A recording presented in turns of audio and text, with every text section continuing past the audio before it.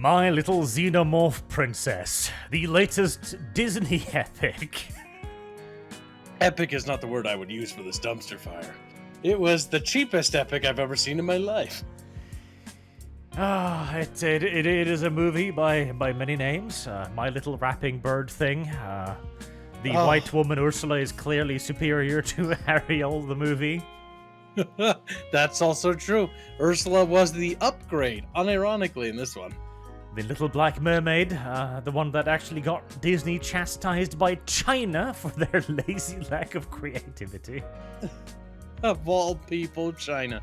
That's not a good sign. But my personal favorite is still My Little Xenomorph Princess, for the sheer amount of territory, the vast expanse between her eyes and the flatness of her forehead reminds me of nothing more than those delightful little parasitic entities. Yes, it is something that you actually, when watching this movie, you kind of start to stare at the skin between her eyes, and you're like, how wide is that distance? That is quite a distance. Those eyes are far apart, and then you start to ask questions, like in the middle of the movie, when we're like, so is she like a prey animal? Like the eyes are on the side of her head, on the watch for predators? Is that how the mermaids evolved? Like their eyes just growing more and more distant so they can look out for sharks, I guess? I mean, it makes sense. Like that's pretty well thought out. It is. One of the many other questions that arrived in my mind is that a distance that a man could walk in a single day, or would it take a weekend? I think it would take a lifetime. So, beyond slagging off the main actress, who does a thoroughly dreadful job throughout here. True. She can't act and she can't sing barely. The biggest issue is her complete lack of the ability to emote. And the thing is, yes. You are following up a cartoon here. Ariel in the cartoon could be as emotive as she wanted to be because she's a goddamn cartoon. So you've got a lot to live up to. And especially when they take away her voice, of course, because she sells it to Ursula, she needs to be able to act entirely through facial expressions, and she can't. Yeah. She literally can't. She has the emotive range of a plank. Like, she's not looking like she's, sad or wondered. She's got wide eyes, and she's, looking around like she's lost. Yes. Half the time. When it's supposed to be, wanderlust, when it's supposed to be, explorative or romantic, it looks like she's sitting there and being like, I don't know how to act. I don't know how I got to this position. And you have to ask yourself, it's that diversity checkbox where merit did not come into play here. Of course. So we went to see this at the cinemas, and it really is even with the cinema speakers and everything trying to elevate the audio to the point of it being decent, etc. It's just the songs are worse. Hands down, they are inferior versions in every way. They have to change a bit of the text to make it acceptable for a modern audience, which ended up making it more rapey. I like the kiss the girl, she might want it too. Now's your time, you gotta do it soon. Yeah, that was kind of funny. I was expecting this movie to be a lot more woke, especially considering how diverse everything is. But that song was just casting. Oh. The casting department, definitely, yes. We have the little black xenomorph. She's obsessed with European culture, so she gathers up all kinds of European artifacts, and she wants to go to Europe, where the good people live. That's the new plot now, in my mind. I mean, it's not inaccurate. But of course, the island kingdom of wherever the fuck this is incredibly diverse. It's got a black queen ruler, obviously. The mermaids are all the colors of the rainbow. Particularly noteworthy is that King Poseidon has apparently gone to every corner of the earth to adopt a woman and bang her in the deep blue seas. We don't hear anything about their mothers, so I presume they didn't survive the ordeal. But he's got a black girl, he's got a white daughter, he's got a Asian daughter. He seems to have gotten all the Pokemons in the deck, frankly. Of the 7 seas, he's got the 7 daughters. Yep, he has produced the 7 magical seamen. Oh. I do genuinely enjoy the fact that they don't mention their mothers in any way, so I'm presuming this is like Zeus, where he transforms into a golden shower or a bull or something and just rapes these women and then leaves them. And then they give birth and One day, fish things come out. he comes out of the sea and is like, mine. Mm, Swims out to sea, thank you. thank you for carrying it to term. Your services are no longer required. That's the problem with the forced diversity. Like, you've got to ask yourself certain questions as to how this came to pass exactly. It is an interesting question how these mer people came to be, but the more you think about it, the worse it gets. Oh, that's the issue too. So, the mermaids. So, obviously, boy. the mer people are supposed to be a mythological, fantastical entity. They are not supposed to be humans. Yeah, the hint was the fish tail, in case anybody missed it. But the problem is, when you add in diversity for diversity's sake here, what you've done is simply do humans, but with tails. So they're not a mystical, magical entity or anything. They're just people that live underwater. Yep, they are just people underwater. And that's painfully obvious in this movie too, because not only does the diversity not help, but the fact that it's also live action, and they're not underwater. You can clearly tell the sand when they're interacting with anything that isn't CG. It's like, it's behaving as if it was literally sand and dry air as he just pushes it and it falls granular and all. There's also the fact that the problem, in the effort to create a easy to look at visual representation to be relatively clear, they completely forgot about the fact that light doesn't act like that underwater, because normally you would have all kinds of reflections and breaking up of the sun rays, etc. You'd have way more shadows and stuff going on, but instead everything is just a normal lit room with a filter effect drawn over it. Yep, it's just a blue filter. And it's painfully obvious too, especially with the actors when you're not looking at the CG characters. And the CG characters, they're all... So instead of going for what the original movie went for, where it was stylized characters, they went for the wrong approach, where they are hyper realistic. So Sebastian is like super realistic, and he just does not look good. He can't emote or express at all. Yeah, that's It's the just a problem crab. too. When you just make it just a crab, you get none of Sebastian's emotions, and so when he's singing Under the Sea, which is him just desperately trying to convince Ariel to stay, he just looks like a crab dancing. Like, you don't get the fact that he's like, oh please, stay under the sea, I'm begging you, come on, like, it's great down here, we're singing shit. Yep, you don't get any of that. And speaking of that song as well, like they messed up the story of the songs, because in the original movie, when he sings like Under the Sea, she leaves because she's so disinterested, because she she's so doesn't care. fixated. She knows everything about the sea. She's lived her entire life under the sea. Yep. And in the movie, she is completely enthralled by it. So it completely undermines the point of the song. Ugh. Speaking of the point, like the romance as well is the weakest spot. Like, okay, the movie adds on another 30 minutes runtime to the cartoon, so you'd think they'd have extra time to go into this, but instead, there is no romance. In the cartoon, Ariel and Eric are immediately in love with each other. They're immediately infatuated with each other. Like, their entire romance is barely even a romance because they're already deeply in love. Like, okay, it's a bit lazy, sure, it's like, but it's the thing. Like, you're hot, I'm hot, let's get together, basically. They're magnetized. Yes, but here, like, she's completely disinterested. She wanders away from him on several occasions, just like, oh, I saw a shiny thing over here. Eric, who's that? I could care less about Eric. And that goes on for about 15 minutes, too, of runtime. Of her just wandering around, completely losing interest in Eric, and Eric struggling to even, like, find her.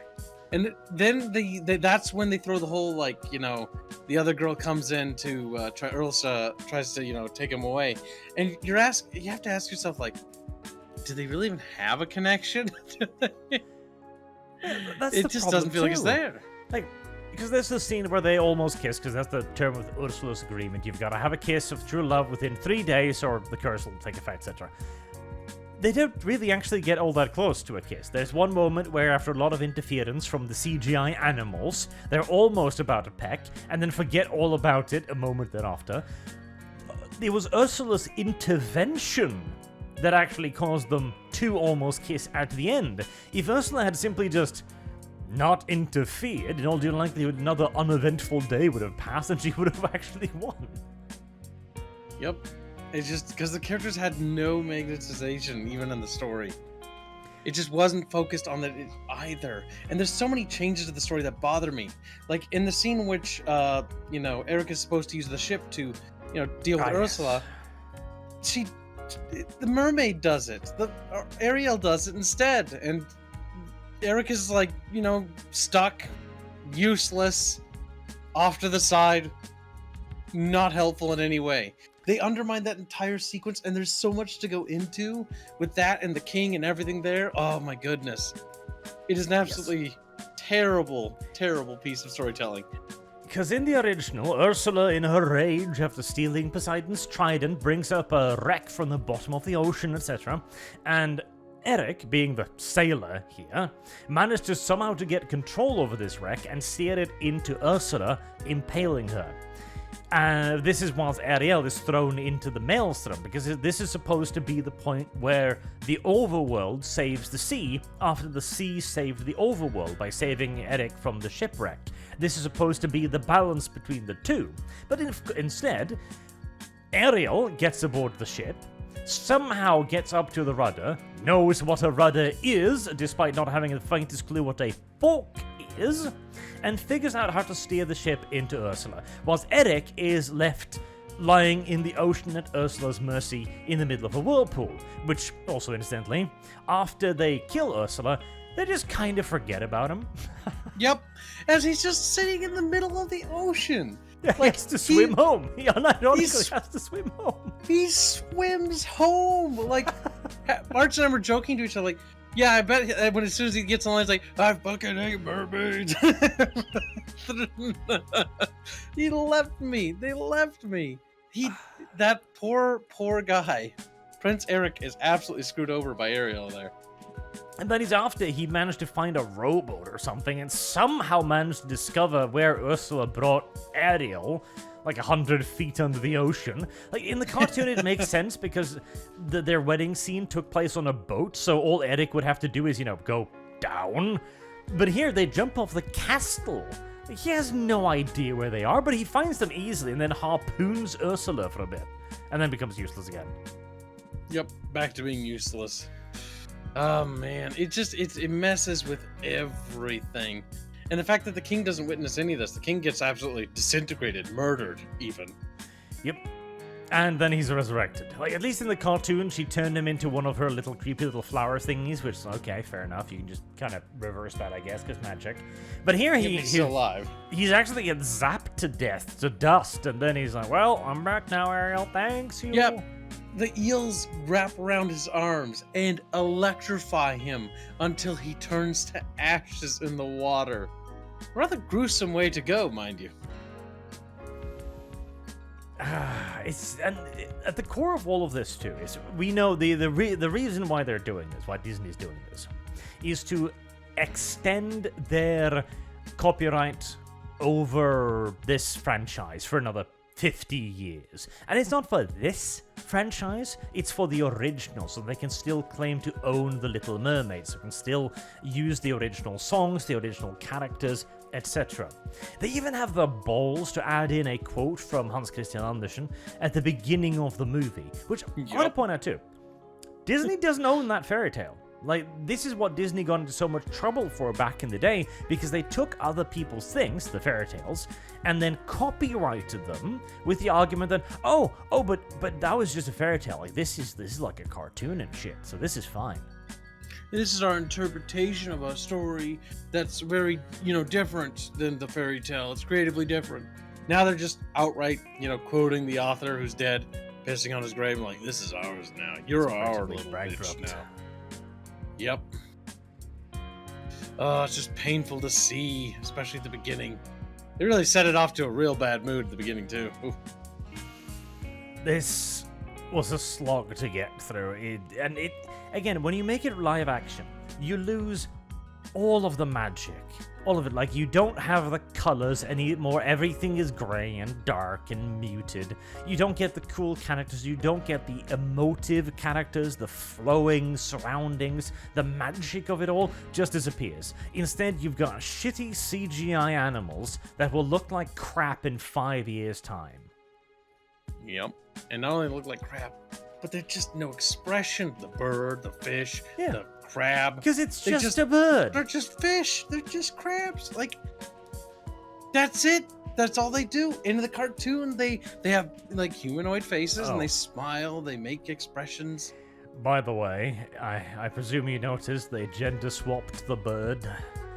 Yes, of course. It's not the...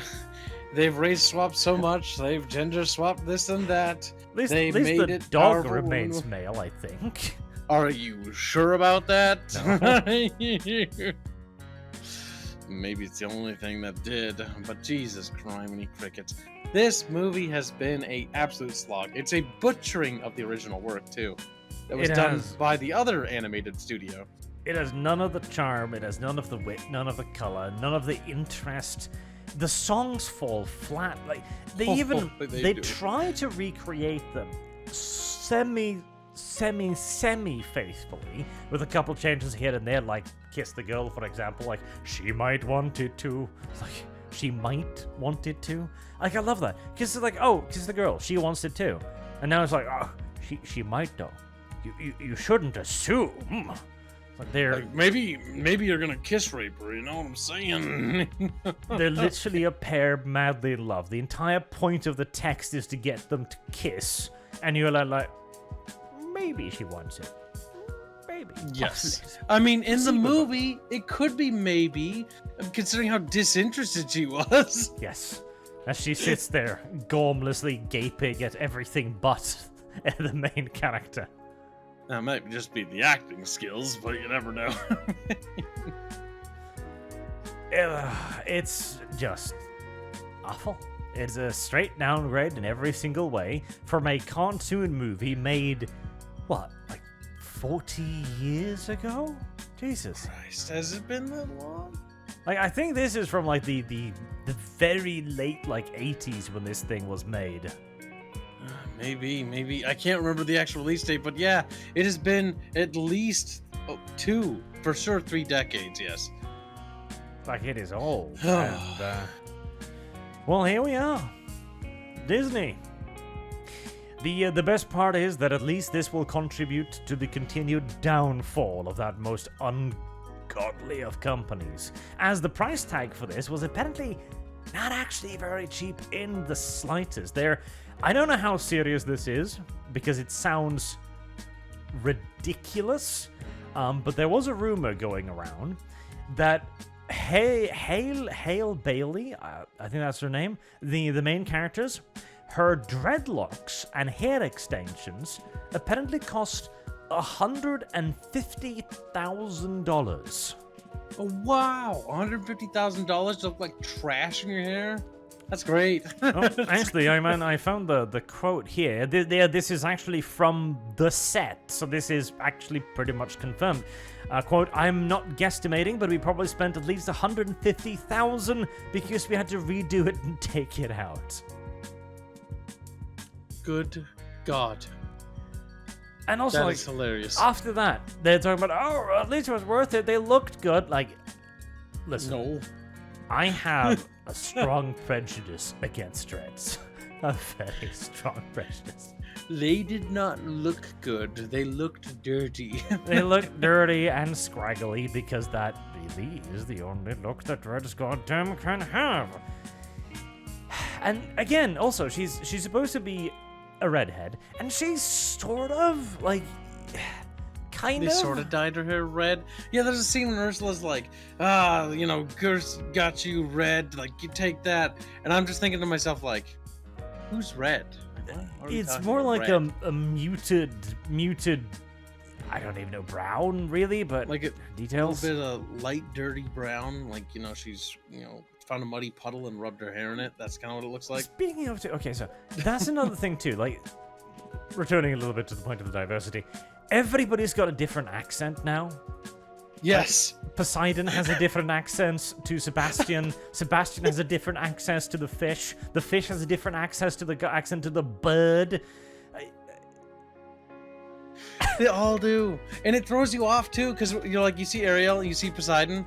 Not only are they very different, but when they talk to each other, it's like, you're not from the same area, and you're not from the same region. You didn't grow up in the same area where your father was. You have a very different accent, and it sticks out like an absolute sore thumb. It makes it weird because you're like, you're not related. You know that, right? Like, definitely, like you're either adopted or he like stole you or something. Ooh. Like, I don't know what happened there. That's a different interpretation. Instead of going around indiscriminately seeding random peasant women, maybe Poseidon is just stealing children. Oh my god, that's kind of creepy. Well, I mean, it makes sense. Oh, I mean, Oh, he does explain why he had a hard time letting go of her, you know what I'm saying? yeah, and the movie begins like, you hear their siren songs, they lure people into the sea. That wasn't the Little Mermaids. That wasn't Ariel or her sisters. That was no. Poseidon the whole time. Yep, luring little children from to abduct and turn into half fish people so he could have his weird family. Because he was awfully upset about his obsessed with his 7 daughters. His weird abducted family Oh, that's kind of creepy. that he forces to come he pay homage collects to him them. once a month. That's actually true. It's like, you will pay homage and watch over my dominion. Oh, that's a weird thing he's got going on. Yeah, because they've all got to meet up every, like, quartz moon or whatever. My god. So somewhere out there, there's a poor black family like, our child lost to the waves and the creepy white man. Who was like, come to me, child. And he was singing it. That's kind of awful. But, I mean, it fits the tone of this movie. Weird and awful. I'm imagining like a reverse fishing sequence, like he's got a fishing pole, he's got a little piece of cheese on it, and he just throws it on land. Little black child goes like, what's this? Bites onto it like, gotcha. It's called land fishing. He's a sick bastard. He is indeed a very sick bastard. Right, well, I mean, I guess the audience gets to decide what's worst, him randomly raping fisher wives or him abducting their children. Yeah, that's kind of a hard pick, isn't it? It's like, oh, those are both pretty bad. They're both pretty awful, but hey, it's Disney 2023. If you weren't expecting a horror show, you've come to the wrong company. Man, that's true. All in all, just a genuinely dreadful movie. Was there any redeeming qualities? I will say, the dude playing Eric had one musical number, which wasn't bad. I quite like that. He can't sing well enough for a Disney movie. Yeah, not the best singer, but he did act, and there was emotion in his acting, Yes. which made Ariel look very bad in this movie, because she can't act at all. He clearly actually put some effort into it. He was running around, he was emoting, he was changing his face, he's doing the thing you're supposed to do. And it made Ariel look all the worse for the comparison. That is about the only high point, I think. Like, I don't think I even giggled at a single joke. They had an attempt at a joke that I think could have been funny, but I can't even remember the line to it, punchline to it. But it was delivered so poorly. It was too predictable. Like, Sebastian's being carried in the beak of the bird. Sebastian's like, so, bird, don't drop me until I give the signal. And you're like, okay, Yep, I got it. And then the bird drops her. Or Sebastian's like, oh, don't tell the king all this stuff. And then the bird's like, what? And he's like, oh, I'm dead. Like, the delivery was just so all over the place. And the singing, Sebastian singing, oh, I felt like that was one of the worst parts about this movie. Sebastian's song to keep Ariel under the sea is way better than the original. And this one, Yep. no. And Poor unfortunate soul, there is no comparison, not by a long shot. Oh, that was bad too. I almost forgot about that. Earl says, "Unfortunate soul," and the remake was bad. It lacks all of the magic. All of the goddamn magic.